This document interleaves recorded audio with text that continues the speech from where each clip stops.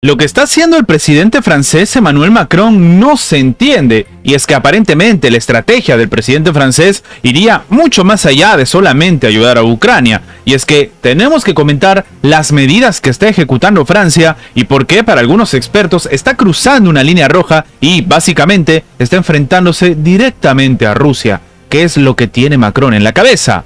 Vamos a comentarlo.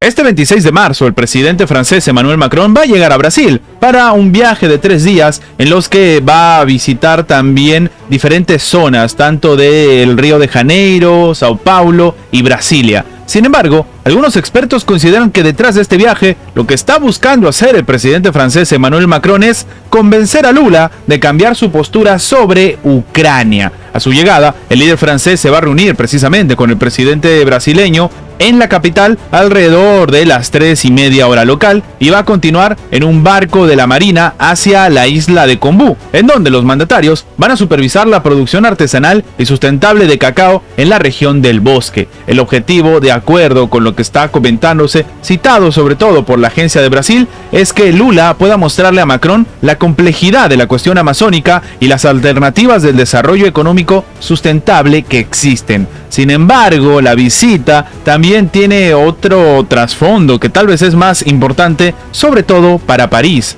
Ucrania. De acuerdo con Bloomberg, en la prioridad de la agenda de Macron está la tentativa de convencer al presidente brasileño para que tome posición en el conflicto entre Kiev y Moscú. Pero, ¿por qué sería relevante que Brasil tome posición en este escenario? Hay dos grandes razones. La primera es que, como sabemos, Brasil es parte del grupo de los BRICS. Un resquebrajamiento, una tensión dentro de los BRICS no le vendría mal a Occidente. Recordemos que precisamente el presidente francés Emmanuel Macron pidió estar, aunque sea básicamente de invitado o de espía, entre muchas comillas, presente en una sesión del grupo de los BRICS. Él quería ver qué era lo que pasaba ahí, algo que evidentemente fue denegado tanto por Rusia como por Sudáfrica e incluso la propia China. Sin embargo, ahora lo que está intentando hacer la administración del presidente Macron es tratar de convencer a Brasil. Pero el otro punto es tal vez más relevante. Brasil tiene una cantidad bastante importante de municiones compatibles con las que necesita precisamente Zelensky.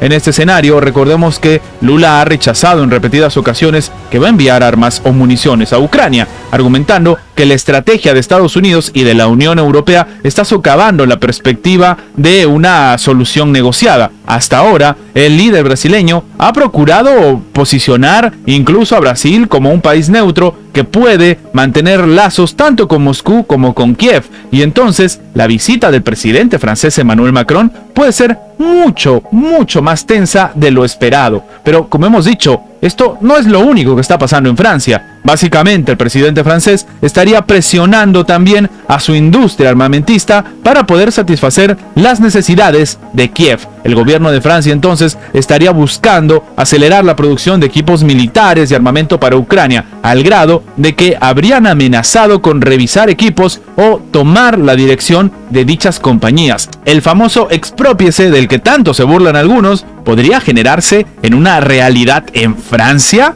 Resulta que esto ha sido comentado el día de hoy por el medio Bloomberg. Lo que comenta precisamente Sébastien Lecornu, que es el ministro de Defensa francés, es que por primera vez no descarta recurrir a lo que permite la ley. Eso significa que sí, hay retrasos en la producción, pueden utilizar requisiciones o el derecho a priorizar los pedidos, terminó comentando. Estas requisiciones, según ha dicho Lecornu, están permitidas por el personal y las existencias de herramientas de producción en el marco de la planificación militar de Francia. El proceso podría implicar que el gobierno tome el control efectivo de los activos de una empresa o tome decisiones en lugar de la dirección de la compañía armamentista, de acuerdo con Bloomberg. Es decir, el famoso expropiese, pero en este caso, en la modalidad francesa. El presidente ucraniano Volodymyr Zelensky ha despedido a Alexei Danilov de su cargo de secretario del Consejo de Defensa y de Seguridad Nacional de Ucrania. En este caso, lo único que se dice es que, un texto del decreto publicado en el sitio web de Zelensky es, literalmente, despedir a Alexei Danilov del cargo de secretario. Se acabó, no hay más. Esa es la explicación. Mediante otro decreto, Zelensky ha nombrado a un nuevo secretario, al director del Servicio de Inteligencia Exterior de Ucrania, Alexander Litvinenko, al que destituye de su cargo actual. A su vez, el nuevo director del Servicio de Inteligencia Exterior pasa a ser Oleg Ivashenko. Para muchos expertos, el cambio en las directivas en los altos funcionarios de Ucrania significa que existe una división dentro de la propia administración Zelensky, y esto no sienta nada bien a los países aliados que están buscando en todo momento apoyar, enviar armas, capacitar o armar hasta los dientes a Ucrania. Pero hablando de armar hasta los dientes, existe un escenario que tampoco es beneficioso para la administración ucraniana,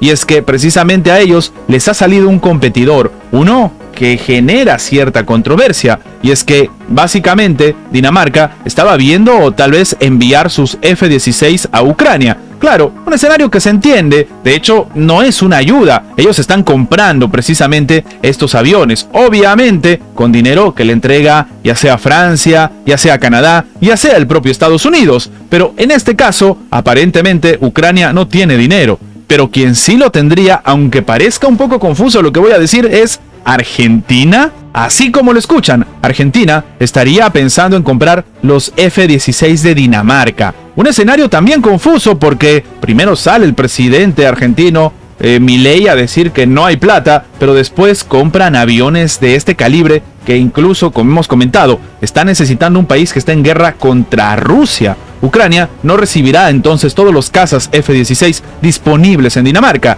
ya que algunos de ellos podrían ser vendidos a Argentina. Esto ha declarado el ministro de Defensa del Reino, Troels Lund, que llegó al país latinoamericano para tratar de una vez con este acuerdo. A su vez, desde Buenos Aires, destacaron que están trabajando para concluir con este contrato. Lo que se comenta, y ha dicho el propio Troels, es que todavía tiene que discutir los términos de un posible acuerdo, pero está claro que están en las etapas finales de la formalización de este. Él calificó de donación significativa el acuerdo para enviar 19 de sus F-16 a Ucrania, pero que lo otro no es una donación. Básicamente, él comenta que la transferencia de los 19 aviones de Kiev, Dinamarca estará disponiendo de otros 24 cazas estadounidenses, mientras que no parece que estos vayan a ir precisamente a Ucrania, algo que no ha sentado bien a la administración de Volodymyr Zelensky, pero que de nuevo llama la atención. Recordemos que precisamente Javier Milei ha comentado en todo momento que la situación económica para el país latinoamericano es complicada,